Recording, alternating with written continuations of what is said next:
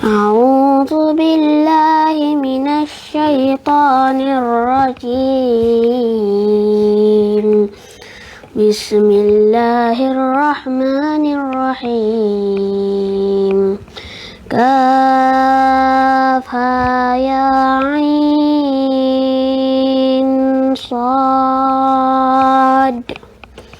ذكر رحمة ربك عبده زكريا إذ نادى ربه نداء خفيا قال رب إني وهن العظم مني واشتعل الرأس شيبا ولم أكن بدعائك رب شقيا وإني خفت الموالي من ورائي وكانت امرأتي عاقرا فهب لي من لدنك وليا يرثني ويرث من آل يعقوب واجعله رب رضيا يا زكريا إنا مبشرك بغلام اسمه يحيى لم نجعل له من قبل سميا قال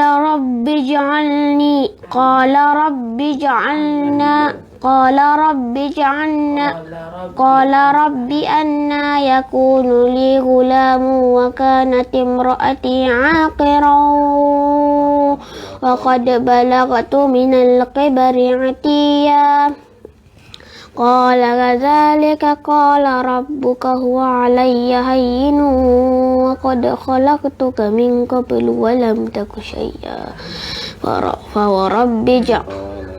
قال رب اجعلني آية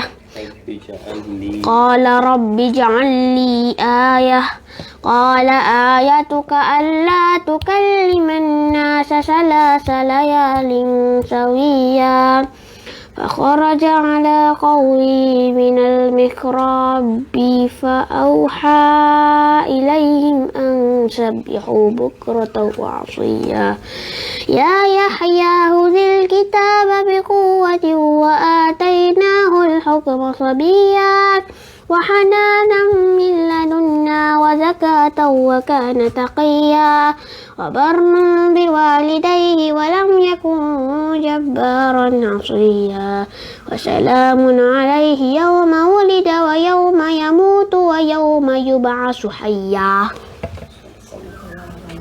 صدق الله.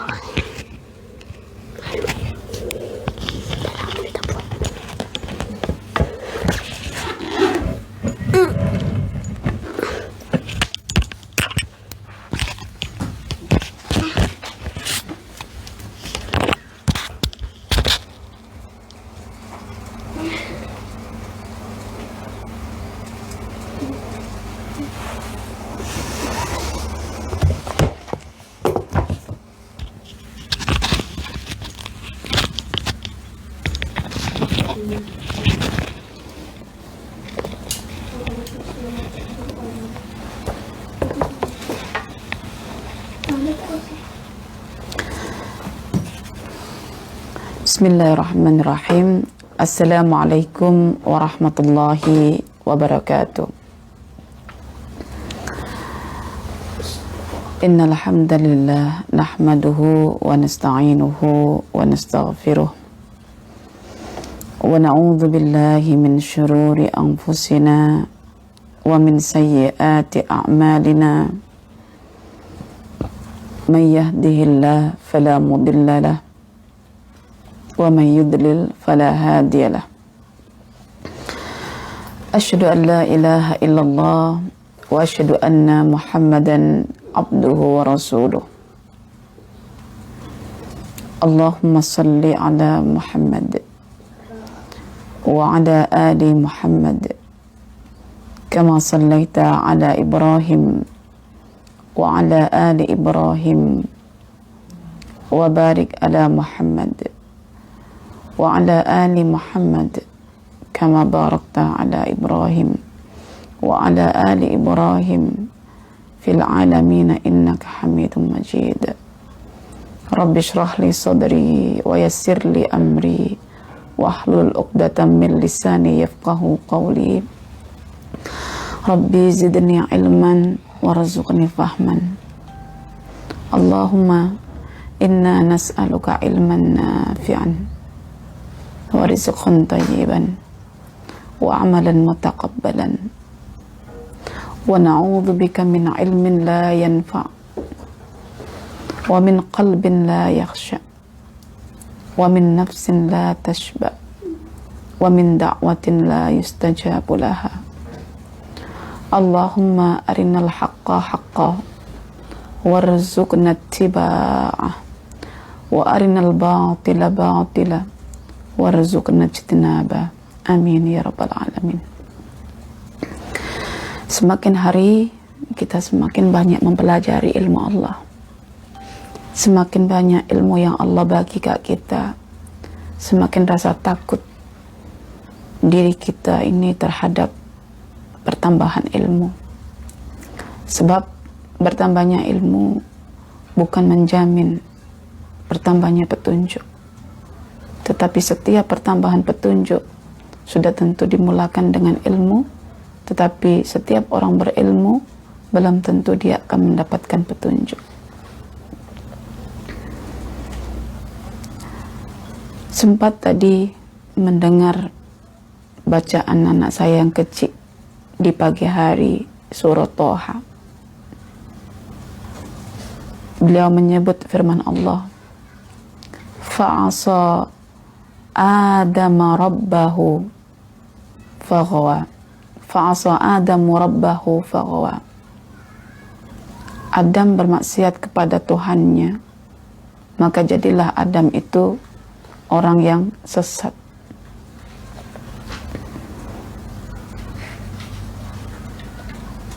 Adam telah diberitakan oleh Allah. Adam telah menangkap maklumat daripada Allah bahwa Adam dilarang untuk mendekati pokok yang disebut pokok keabadian, pokok khuldi. Akan tetapi karena Adam itu padanya diletakkan oleh Allah unsur syahwat, maka iblis menyusup masuk dalam syahwatnya, menggunakan syahwat sebagai alat untuk memesongkan Adam daripada keilmuannya. Maka Adam pun mengingkari ilmu berbentuk larangan daripada Tuhannya. Ketika Adam mengilmui larangan itu dan dia melanggar ilmu itu, maka Allah sendiri berfirman menjelaskan siapakah Adam itu, faghawa, maka dia telah keluar dari kerangka ilmunya. Tuhawa, ibaratnya seekor ular yang dia keluar daripada kulitnya. Al-insilakh, khurujul jasad min jildi, keluarnya jasad seekor ular itu daripada kulitnya. Itu satu perumpamaan bagi seseorang yang keluar daripada jalur ilmunya, artinya perbuatan tidak mencerminkan akan ilmunya, dan itu yang kita risaukan. Maka kita berdoa kepada Allah, pertama memohon agar dikurniakan ilmu yang bermanfaat. Jambatannya adalah rizki yang baik, tayyiban. Kemuncaknya adalah amal yang soleh yang diterima. Dan yang kedua, kita berlindung dijauhkan daripada ilmu yang tidak bermanfaat. Punca ilmu tak bermanfaat antaranya karena kalbunya sebagai alat untuk memproses ilmu itu tidak merasakan kekhusyuan. Ketika kalbu tak merasa khusyuk, yang diful adalah nafsunya, dan nafsunya tidak akan pernah kenyang dengan apa yang diberi, dan akhirnya setiap kali berdoa, doanya tidak dimakbulkan. Maka kita mohon kepada Allah yang ketiga, ya Allah, kebenaran itu datangnya daripada Engkau, tunjukkanlah kebenaran itu sebagai satu kebenaran di mata kami, ya Allah, walaupun pahit adanya, dan kurniakan kami untuk mengikuti kebenaran itu. Dan tunjukkanlah kepada kami kebatilan itu sebagai bentuk kebatilan walau dibalut dengan cara apapun sifatnya, supaya kami menjauhinya. Itu doa Umar radhiyallahu anhu. Dan 2 hadis tadi itu adalah daripada doa Nabi Muhammad SAW. Dan dalam Al-Quran doa Nabi Musa alaihissalam, Rabbi syrah li sadri wa yassir li amri wahlul 'uqdatam min lisani yafqahu qawli. Dan sebelum kita berdoa tadi, kita panjatkan salawat dan salam untuk Nabi kita. Kita akui Allah itu sebagai Hamid, sebagai Majid. Baru kita layak untuk meminta dikurniakan ilmu yang bermanfaat. Ini suasana yang mencekam sendiri hati Ustazah. Jadi setiap mau beramal, memikir apakah amal ini selaras dengan ilmu yang saya pelajari, ataukah ilmu yang saya pelajari belum saya amalkan. Itu menjadi satu perdebatan dalam hati, berlaku terus dialog hati antara nafsu lawwamah dengan nafsu ammarah, saling bergaduh, saling berperang, sehingga peperangan itu akan menghasilkan 2 kemungkinan. Sama ada kita akan lari daripada ilmu kita, atau kita akan menjalankan ilmu kita. Tatkala kita menjalankan ilmu kita, maka Allah kurniakan jiwa yang tenang dalam kalbu kita. Tatkala kita lari daripada ilmu kita, Allah akan menciptakan jiwa yang takut dalam hati kita. Masya Allah. Jadi pengorbanan seorang murid ini yang sedang belajar bukan cuma menyusun jadwal atau waktu belajar, bukan cuma mencari rezeki untuk membayar iuran pelajaran, bukan cuma berperang untuk mengaturkan urusan rumah tangga dengan urusan pribadi dalam mencari ilmu, tapi melibatkan segala aspek termasuk kemampuan untuk melaksanakan apa yang telah diilmui. Itu satu perkara yang cukup berat. Karena itu rajulun wahid, seorang lelaki yang hanya satu jumlahnya, tetapi alim, faqih, dia berilmu dan faham dengan ilmunya itu, asyaddu ala syaitan, amat berat bagi syaitan untuk memesongkannya, berbanding 1000 ahli ibadah. Paling mudah untuk dipesongkan apabila ahli ibadah itu tidak mengilmui apa yang ia lakukan. Masya Allah. Jadi saya yakin puan-puan yang mengikuti live saya pada siang hari ini sebelumnya juga telah mengikuti live Ustazah, sama ada dalam bentuk kelas yang private ataupun dalam bentuk kelas yang bersifatnya general, ya, bersifat umum. Tapi saya yakin ilmu puan-puan, tuan-tuan sudah melaut, ya, sudah banyak. Maka saatnya kita mohon kepada Allah agar dikurniakan kemampuan untuk melaksanakan apa yang diilmui. Ya, alhamdulillah, siang ini kita akan membincangkan surah Al-Kahfi, ya, masih Al-Kahfi, ayat yang ke-70, sambungan pada ayat yang ke-69. 3 faedah saja yang akan kita kemukakan pada siang hari ini dengan 1 ayat. Ustazah bacakan dahulu ayatnya. A'udzu billahi minasyaitonir rajim. Bismillahirrahmanirrahim. Qala fa in ittaba'tani fala tas'alni an syai'in hatta uhdisa laka minhu dzikra. Khadir berkata, fa in ittaba'tani, jika engkau wahai Musa mengikuti aku seperti mana yang kamu minta dahulu, fala tas'alni, maka janganlah kamu bertanya kepadaku an syai'in, tentang sesuatu perkara, hatta uhdisa laka minhu zikra, sehingga kan aku menceritakan dengan lisanku sendiri tentang satu perkara itu.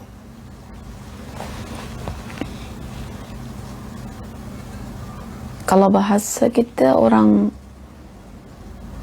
seorang parent nih, dah diam ya nanti ya, jangan banyak tanya. Dengar je Umi cakap. Nanti kalau habis Umi cakap, kau tanyalah Kak Umi. Ya. Fitrah pengajar itu diciptakan oleh Allah sama. Bagaimana agar ilmu itu boleh disampaikan kepada murid itu dengan sempurna? Maka pengajar itu memiliki taktik atau memiliki strategi atau kaidah dalam mengajar. Bukan pengajar itu cuma ada konten ilmu, tetapi ada kaidah dalam menyebarkan konten ilmu itu.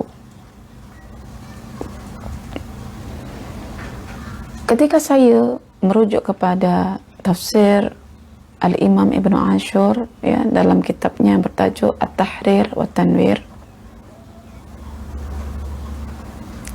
beliau menyebut bahwa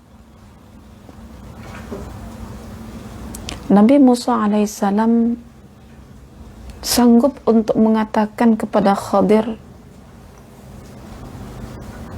satajiduni insya'allahu sabiran wala a'si laka amra. Engkau akan dapati aku sebagai orang yang sabar dan tidak akan menerhakai perintahmu. Kata beliau, yaitu kata Al-Imam Ibn Ashur, kesanggupan Nabi Musa untuk mengatakan, aku akan coba untuk bersabar dan tidak akan memutus perkataanmu, atau tidak akan bertanyakan sesuatu, atau tidak akan menyelisih engkau. Karena apa? Karena Musa sudah tahu bahwa Khadir adalah seorang alim yang telah Allah kabarkan kepada Musa agar Musa itu belajar kepadanya. Ya, jadi mabniun ala thiqatihi bi'ismati matbu'ih. Jadi hal ini dibina oleh kepercayaan Musa atas diri Khadir yang tidak akan lari daripada kebenaran dalam setiap perbuatannya. Walaupun Musa sudah tahu Khadir ini guru pilihan yang Allah pilihkan untuknya sebagai seorang nabi dan rasul, kita baru tahu di sini karakter Nabi Musa alaihissalam.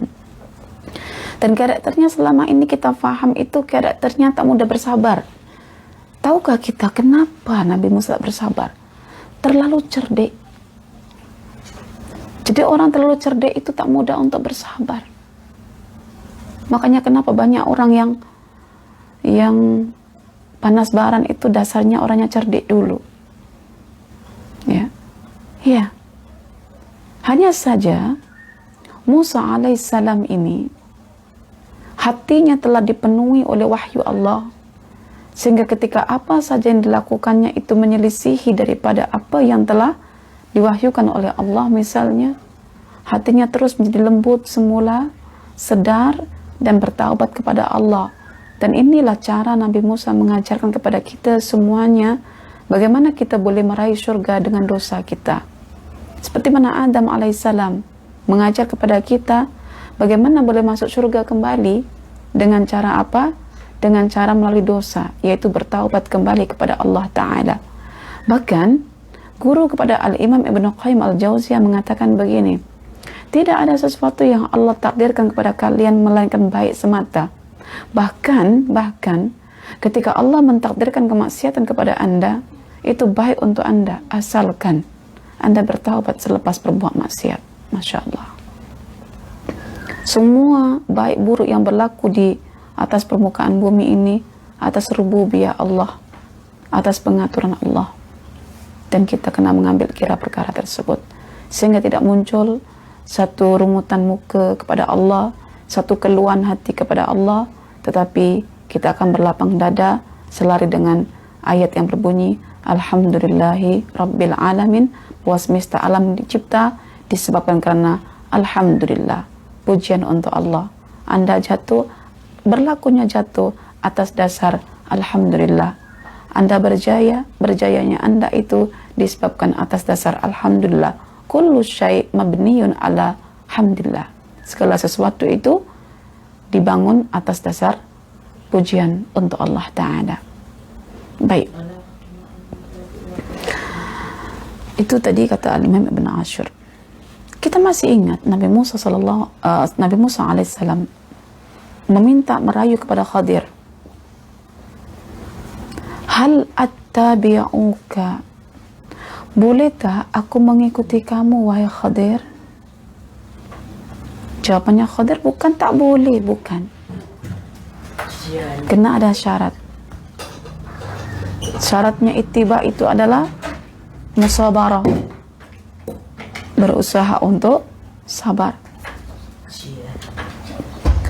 Dan bukti kesabaran itu adalah la tas'al, jangan menyoal.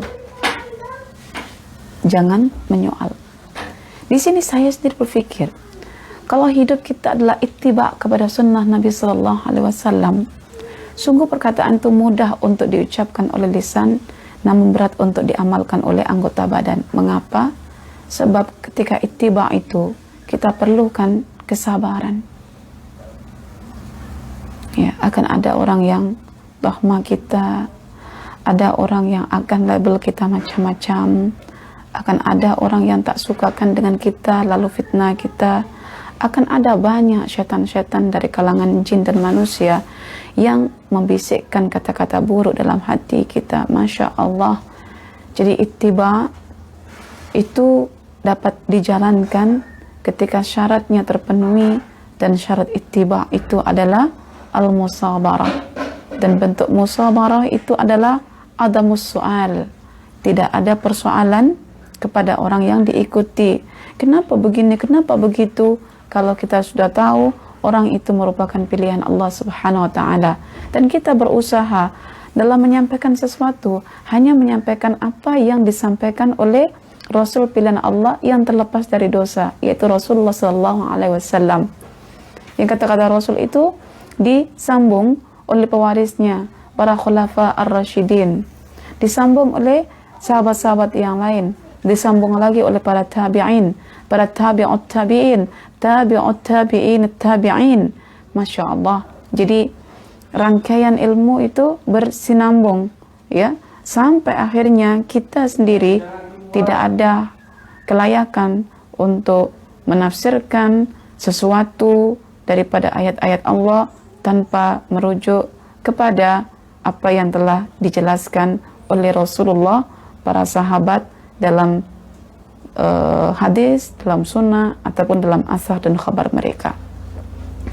Kalau puan-puan misalnya saya nukilkan pandangan sekian daripada sekian tidak bersetuju, hakikatnya puan-puan tidak bersetuju, hakikatnya bukan tidak bersetuju dengan saya, tetapi tak bersetuju dengan orang-orang para ulama yang saya rujuk. Saya cuma menjembatani sahaja, menghubungkan antara mereka para salafus saleh dengan puan-puan dan tuan-tuan melalui literasi yang telah mereka tinggalkan untuk kita, yaitu al-kutub, at-tafasir, kitab-kitab tafsir mereka.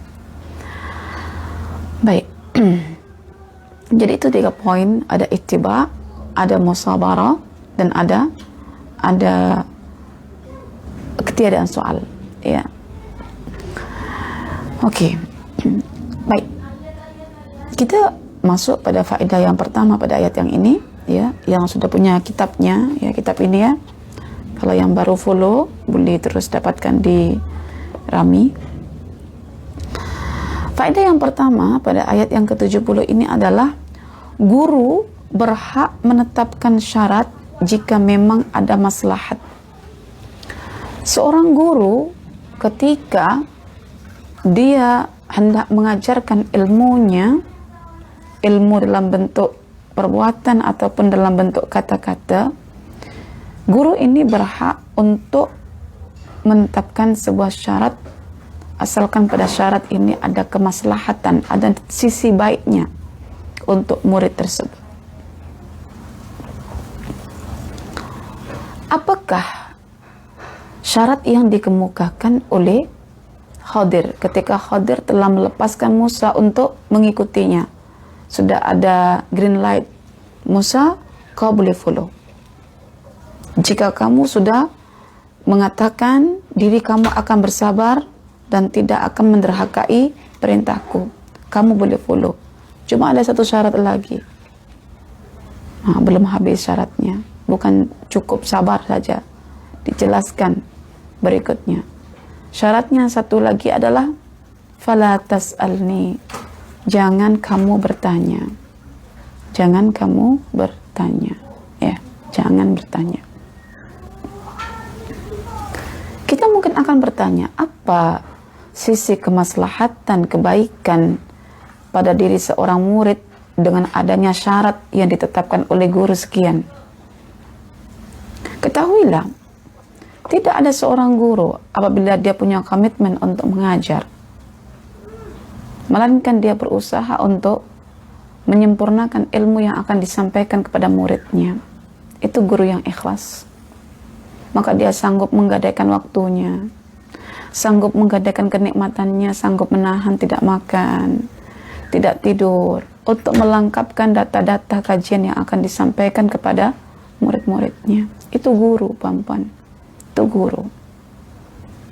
Ya, karena guru yang sebenar itu dia bukan hanya melepaskan batu dekat tangga, tapi bagaimana dia bertanggung jawab dalam perubahan perbuatan murid-muridnya. Karena ilmu yang disampaikan daripada hati, dia akan masuk ke dalam hati murid-muridnya.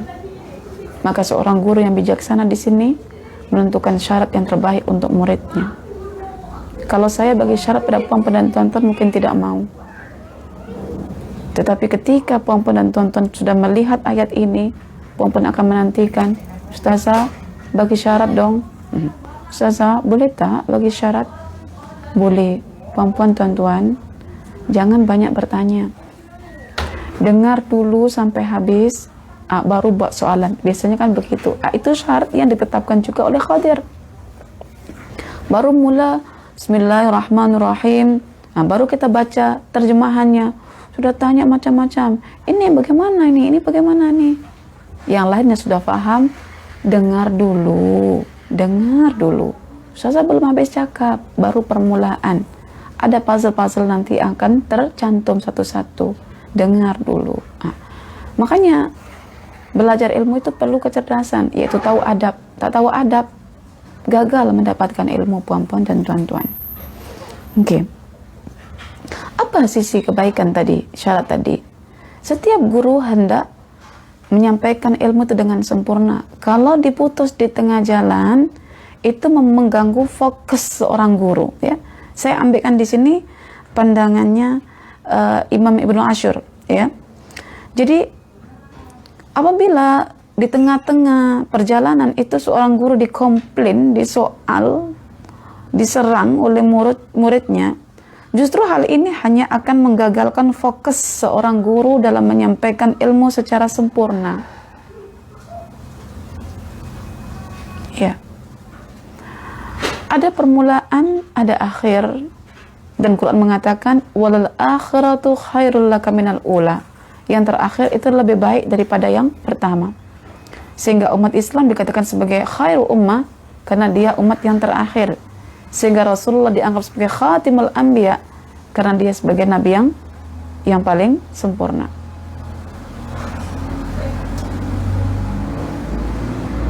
Guru sudah memiliki sistematika, ada format yang dia tetapkan secara kronologi, ya, tersusun.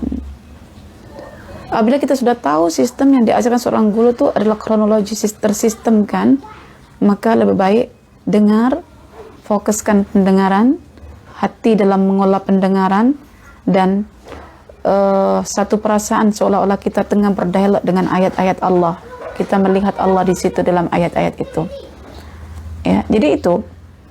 Cuma apa yang saya dapatkan dalam faedah yang pertama ini adalah sebetulnya Khadir itu sudah tahu dan sudah melihat sisi kecerdikan Musa alaihissalam. Karena guru ini sudah tahu muridnya ini adalah murid yang cerdik, maka syarat yang dikemukakan juga sesuai dengan kecerdikan murid ini. Murid yang cerdik itu paling susah untuk menahan kesabaran apabila didepankan pada fakta-fakta yang bertentangan dengan maklumat yang ada dalam hatinya, sehingga muncul komplain, muncul persoalan. Bahkan Kadang-kadang murid ini juga, yang cerdik ini, bukan bertanya yang sifatnya pertanyaan karena tidak tahu pun. Pertanyaan yang sifatnya menguji. Dan ketahuilah, soalan yang berbentuk menguji itu hanya akan menjauhkan seorang murid daripada gurunya dan akan menghilangkan keberkatan ilmu daripada gurunya. Ya, Ustazah dan gelak-gelak sendiri. Dulu Ustazah, ketika darjah 3, karena tak puas dengan guru subjek geografi, Ustazah tes guru itu. Dan ketika Ustazah tes guru itu tak boleh jawab. Bila tak boleh jawab, saya menilai, guru tak pandai, baik saya main-main di dekat sekolah. Dalam hati saya begitu. Tapi guru itu berkata, saya tahu, wahai Salihah, kamu nak tes saya kan? Terkejut, muka saya merah, semua kawan-kawan pandang saya. Habislah aku, ketahuan aku. Semenjak itu ada penjarakan sosial. Bukan social distancing karena ada COVID, tapi karena ada soalan yang sifatnya adalah menguji. Dan saya baru buka buku dalam Hilya Talabil Ilmi yang ditulis oleh Syekh Bakar Abu Zaid, bahwa antara hal yang boleh menjarakkan hubungan antara seorang guru dan murid adalah ketika murid itu tidak memiliki adab kepada guru dalam bentuk apa? Menahan keingintahuan ketinggian ilmu seorang guru. Kita tak boleh menguji guru kita, ya puan-puan. Betul Ustazah, betul kok Ustazah itu orang yang pandai, yang banyak ilmu. Aku nak cuba, aku nak tes lah. Nah, itu tidak boleh, ya, tidak boleh. Kecuali yang berlaku hanya pada masa Imam Al-Bukhari. Ya, Imam Al-Bukhari diuji dan dia tahu dia tak mau diuji pun.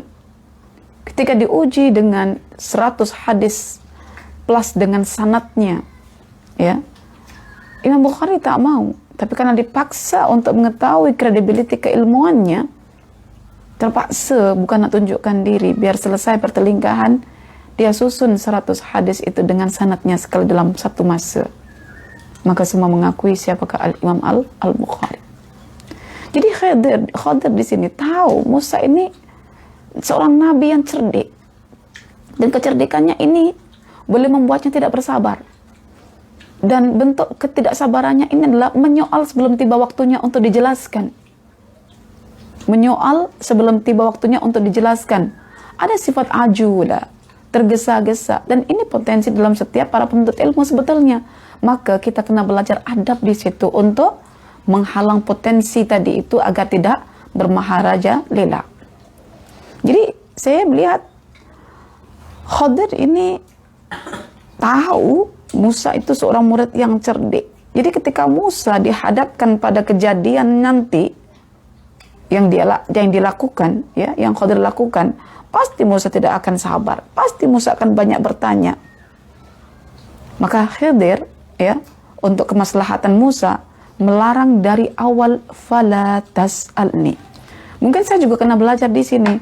Murid-murid saya yang cerdik semuanya, begitu ya. Jangan bertanya dulu sebelum 1 jam selesai, dengar dulu. Tak faham, baru tanya. Ini guru kena melihat tahap kecerdikan murid-muridnya. Saya boleh ingat, seorang guru ketika serius menyampaikan sesuatu, misalnya tiba-tiba dekat belakangnya ada motor lalu, brung, dia akan diam. Lepas diam tuh, dia kata, apa aku nak kata tadi? Apa? Dia dah lupa. Karena disampuk oleh bunyi motor yang sangat menderum keras tadi itu. Demikian juga ketika guru sudah menyusun kata-katanya yang tidak disampaikan, terputus. Lepas itu dia kata, okey, aku cakap apa tadi? Kesian ya. Jadi kita ikuti terus. Okey, jadi ini adalah faedah pertama, bahwa kita sebagai murid berhak mendapatkan syarat daripada seorang guru, dan syarat yang dikemukakan seorang guru wajib untuk kita penuhi agar ilmu itu boleh sempurna masuk dalam hati kita dan tidak terputus. Sayang di sini ya, Musa sampai 3 kali tak sabar, jiwanya terputus daripada ilmu Khadir. Artinya kita ini diajar oleh Allah melalui kisah ini, tolong tawaduk. Hatta seorang nabi pun Allah tunjukkan di sini tidak sanggup untuk memiliki ilmu yang Allah berikan pada orang lain. Ya, kadang-kadang kita menekuni Al-Quran. Quran itu ilmunya sangat banyak. Maka ada namanya ulumul Quran. Ada nasikh mansukh. Ya kan? Ada al-amsal, ada al-aqsam, ada al-qasas. Banyak dalam ulumul Quran itu.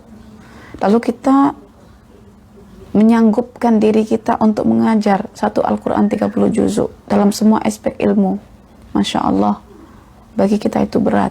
Maka kita ambil spesifikasi kita ke mana, dalam bab mana, dalam Quran mana, ilmu yang mana. Supaya apa?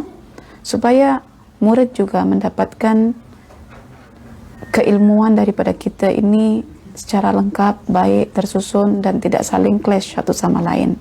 Ya, karena itu merupakan hak yang mesti kita bagi ke murid kita. Ya, saya teringat kata Hamka, orang yang paling aku benci, yang aku muak dengannya adalah yang menganggap dirinya serba boleh. Maka kuasailah satu bidang, Allah akan jadikan orang lain merujuk pada bidang Anda. Ya, maka ada pakar gigi. Siapa yang sakit gigi, lebih baik pergi ke dokter gigi daripada ke dokter umum. Ya, karena keumumannya itu membuat dirinya tidak pakar dalam satu bidang, tetapi semua ditepuk rata-rata, dan itu tidak memuaskan. Ya, baik. Kemudian adab yang faedah yang kedua, ya, adab murid kepada guru. Adab murid kepada guru, masya Allah. Di sini disebutkan mengikut kitab Al-Madarik, ya, dilarang, ya, untuk mengajukan pertanyaan dan memprotes, itu mengkomplain sang guru sebelum menjelaskan sendiri kepada kamu. Maknanya adab murid kepada guru di sini yang ditekankan adalah dilarang mengajukan pertanyaan di tengah-tengah, sebab boleh, kalau orang Indonesia itu menjengkelkan, tak Pak? Menyebalkan. Di sini menyebalkan, boleh paham sebal. Karena hal itu hanya akan menyebalkan atau memuakkan guru kepada muridnya. Saya juga sering pesan pada anak saya yang sulung itu, jangan mudah bertanya di tengah-tengah kelas. Jangan mudah mengatakan saya cikgu. Ya, jadilah orang yang tenang, ya, yang mengakhiri. Semua orang sudah bercakap, akhir itu yang lebih baik. Ya, di sini dikatakan, maka jangan kamu mengajukan pertanyaan dan jangan pula memprotesku sehingga aku sendiri yang akan menjelaskan kepadamu. Ini yang kita katakan adab murid kepada guru, yang tadi itu syarat atau hak guru kepada muridnya. Sekarang kewajiban murid kepada guru adalah dilarang untuk mengajukan pertanyaan di tengah-tengah fenomena atau kejadian. Jadi kita boleh tahu Musa ini sebetulnya belajar tentang fenomena. Musa ini sebetulnya belajar tentang perbuatan, tindak tanduk dan tingkah lakunya Khadir. Ya. Maka segala tindak tanduk Khadir ini diperhatikan oleh Musa, direspon oleh kalbunya, yang di situ tersimpan banyak ilmu. Ya, ketika bertembung dengan ilmu yang ada dalam kalbunya itu, dilarang oleh Allah di sini, ya, Musa untuk mengajukan pertanyaan kepada guru yang Allah pilih, yaitu Khadir. Ada beberapa adab seorang murid kepada guru yang disebutkan dalam kitab Hilyat Talabil Ilm. Ya. Seperti tadi yang kita katakan, antaranya tidak boleh menguji keilmuan guru. Dan yang kedua, tidak boleh menyebut guru dengan sebutan namanya. Masya Allah. Kita sebagai guru sebetulnya tidak ingin dihormati, tidak ingin, maksudnya tidak menuntut. untuk dihormati. Tetapi Allah meletakkan kepada para penuntut ilmu itu, hormatilah gurumu itu. Jadi saya baca di situ, dalam buku itu, dilarang seorang murid memanggil gurunya dengan memanggil namanya. Saya selama ini tak kisah, saya bahkan rasa selesa sebetulnya kalau misalnya dipanggil ya soleha, tetapi saya selesanya itu ketika mana yang memanggil itu adalah orang-orang yang umurnya itu setaraf dengan umur mak saya. Ya, karena saya memang dapati ada 2 orang tuh dan saya anggap sebagai orang dekat dengan saya. Dia panggil saya soleha dan saya memang suka. Dan saya tak komplain ketika itu. Saya tak tahu adab. Jadi saya merasa saya selesa jadi panggil itu. Tapi apa yang saya rasa selesa belum tentu membuat selesa orang lain. Makanya saya terjumpa ada seorang profesor besar yang terkenal di Malaysia, dipanggil ke sana kemari, dan memang ilmunya luar biasa lah. Dia tak pernah dipanggil oleh orang lain dengan sebutan nama dia. Dia kemana-mana kan dipanggil dengan sebutan dokter ataupun prof. Tiba-tiba ada orang awam, makcik-makcik ya, karena dia makcik-makcik lah, dia panggil nama dia. Maksudnya makcik-makcik itu panggil nama prof itu dengan nama dia. Contoh misalnya namanya Farida gitu ya. Hei dah. Dipanggil sama makcik itu, hei dah. Dah, Ida ada sini. Tapi namanya bukan Ida pun. Saya ambil contoh Ida. Ida sini. Tadi kamu pesan ini kan? Apa tadi? Dia makcik itu jualan sesuatu lah. Yang profesor itu tengah lalu begitu, dia nampak jualan itu, dia teringin. Dan makcik itu tanya orang lain kan, siapa nama orang tadi itu? Saya nak panggil dia. Sebutkan nama asalnya. Sebut nama dia kan. Dia panggil namanya. Ida, ini barangnya dah ada. Dia kata, belum pernah aku dipanggil nama aku Ida. Dia tak terima dipanggil itu. Rupa-rupanya kita kena menjaga sensitif seorang guru.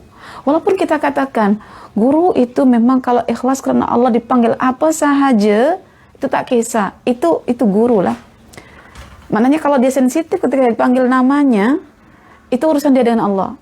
Tapi Allah hendak mengatur murid ini, ada hukumnya bagi seorang murid nih.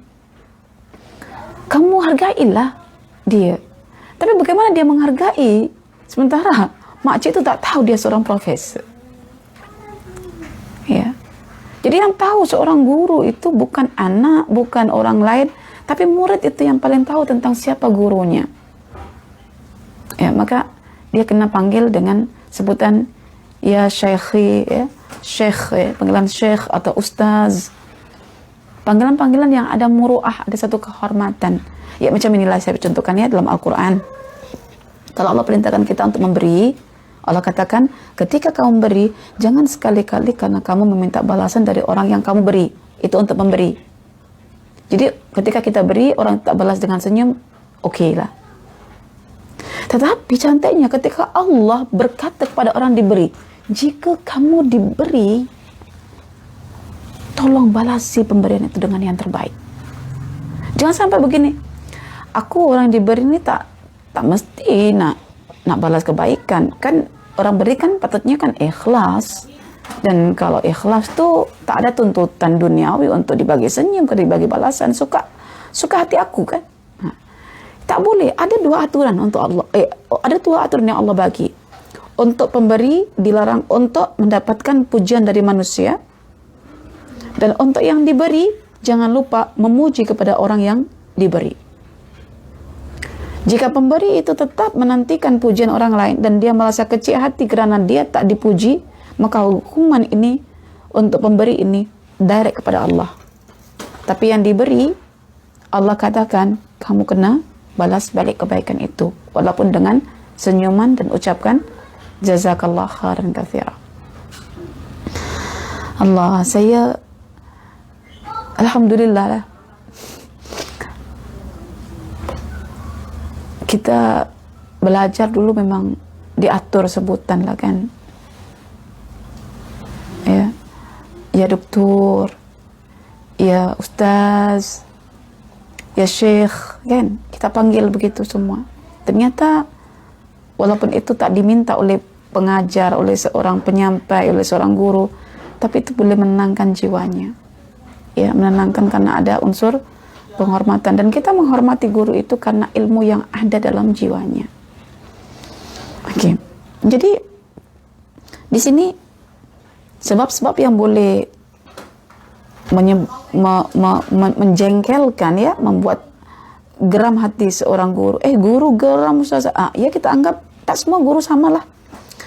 Itu antaranya adalah ketika guru hendak memberi ilmu dengan turutan ilmu yang sempurna, tiba-tiba belum sampai batas akhir penyampaian sudah dikomplain oleh muridnya, sehingga guru ini pun berpaling daripada muridnya, dan ketika berpaling hilanglah keberkatan daripada gurunya itu. Oke?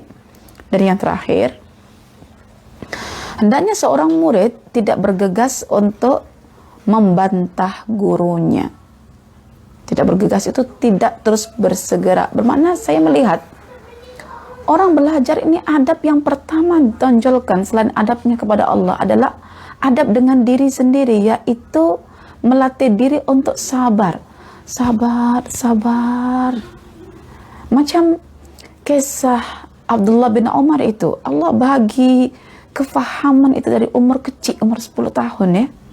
Abdullah bin Umar itu, ketika dia melihat para sahabat, kibarus sahabat yang besar-besar, seumpama Utsman, Abu Bakar, Umar, Talha bin Ubaidillah, Sa'ad bin, berkumpul semua di sekitar Nabi, sementara Abdullah bin Umar ini anak Umar yang kecil, ya, maksudnya yang masih budak-budak.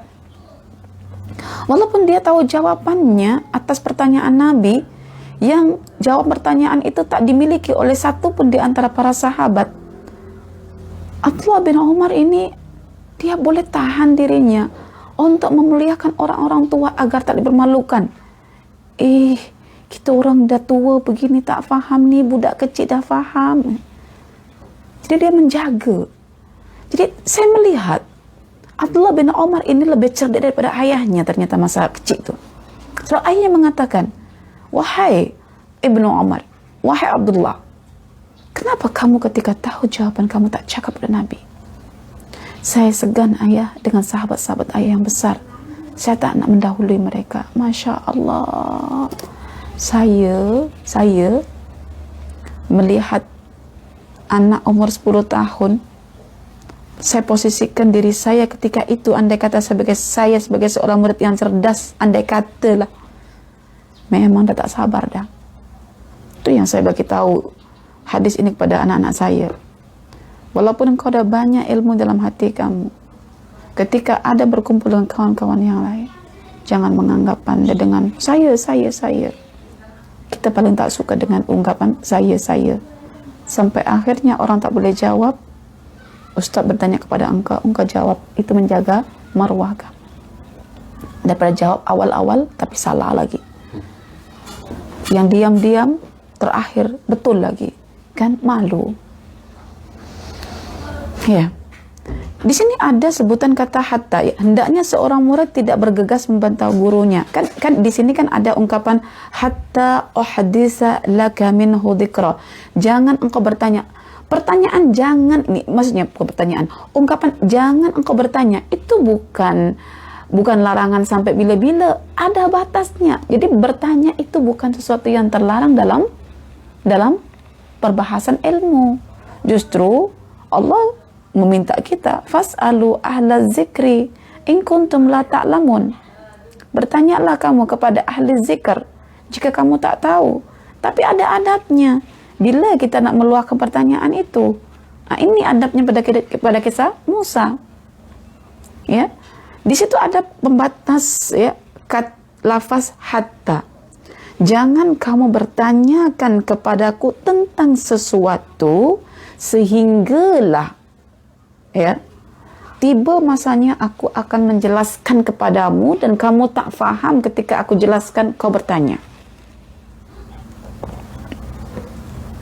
Ya, akhlak kesabaran memang mencabar bagi orang-orang yang cerdik. Okey, Syekh Utsaimin menyebutkan dalam firman Allah, hatta uhdisa laka minhu zikra, adalah satu bentuk bimbingan dari seorang guru kepada orang yang belajar kepadanya, yaitu agar tidak tergesa-gesa untuk membantah guru. Bahkan ia mesti menunggu hingga sang guru menjelaskannya. Inilah adab seorang murid agar tidak bergegas untuk membantah sehingga urusannya menjadi jelas. Boleh rujuk dalam tafsir Al-Utsaimin. Ya Allah, hatta inilah yang membuat kita tak menghargai masa. Hatta ini merupakan satu batasan untuk orang-orang yang sedang belajar, ya. Tapi kerana Khadir ini ketika hendak mengajarkan tidak menentukan berapa banyak peristiwa yang akan dilalui bersama Musa, maka mungkin Musa sudah memandang kejadian yang dialami bersama Khadir itu sudah masanya untuk dipertanyakan. Dari sini kita melihat bahwa sabar itu tidak ada batasnya, kan? Ada yang mengatakan, ya sabar kan ada batasnya. Bayangkan Musa itu kan sudah bersama dengan Khadir, naik perahu lah, dilubangi lah, habis orang nak tenggelam semua, takkan senyap je. Kita nak tengok di situ sabar, kan? Orang lain kata dalam mendefinisikan sabar itu ada batasnya, sudah patut Musa itu bertanya, begitu. Tapi bagi orang yang mendefinisikan sabar tiada batasnya, kau diam je lah Musa. Buktinya apa? Buktinya Musa akhirnya berpisah dari Khadir. Karena apa? 3 kali bertanya-tanya dalam 3 peristiwa. Bermakna sabar itu sesuatu yang tertuntut. Kalau boleh dikatakan, sabar itulah mata pencaharian kita. Sabar itu adalah mata pencaharian kita. Salman Al-Farisi ditanya oleh Rasulullah, apakah pekerjaan kamu wahai Salman? Pekerjaanku adalah mencari kesabaran. Masya Allah. Saya tanya sekarang, apa pekerjaan puan-puan dan tuan-tuan sekalian? Pekerjaan kami adalah sekian-sekian. Kita tukar. Pekerjaan kami adalah menantikan kesabaran. Menantikan datangnya kesabaran. Bagaimana kita berusaha untuk bersabar. Jadi ini 3 poin dalam faedah ayat yang ke-70. Jadi intinya di sini, adab belajar, jangan kecikkan hati seorang guru. Nah, ini poinnya. Jangan kecikkan hati seorang guru dalam bentuk persoalan karena belum waktunya untuk disoalkan, dalam bentuk pengujian keilmuan seorang guru, ataupun dalam bentuk panggilan yang tidak ada sopan santunnya. Jangan menyampuk di tengah-tengah peristiwa sebelum dihadirkan satu jawaban oleh guru tersebut. Disinilah kita melihat bagaimana Nabi Musa alaihissalam dididik oleh Allah melalui seorang hamba Allah yang terpilih, yang Allah kurniakan ilmu kepadanya dan tidak dikurniakan kepada Nabi Musa alaihissalam. Bermakna ilmu yang kita miliki itu sekali-kali tidak mencukupi semua ilmu yang Allah berikan kepada makhluknya. Walaupun kita sendiri misal katalah sebagai seorang Nabi pilihan tidak mencukupi, kecuali apa yang Allah telah bagi kepada Rasulullah SAW yang meliputi semua ilmu para Rasul terdahulu, suhuf para Nabi terdahulu, semuanya dirangkum dalam khatimul Anbiya, yaitu Nabi Muhammad SAW. Maka mari kita bersolawat dan menyampaikan berkat untuk Nabi kita, juga untuk para sahabat dan juga keluarganya. Allahumma salli wa sallim wa barik ala Muhammad wa ala alihi wa ashabihi ajma'in. Aqulu qawli hadha wa astaghfirullah li wa lakum. Subhanakallahumma wa bihamdika asyhadu an la ilaha illa anta astaghfiruka wa atubu ilaik. Walhamdulillahi rabbil alamin. Wassalamu alaikum warahmatullahi wabarakatuh.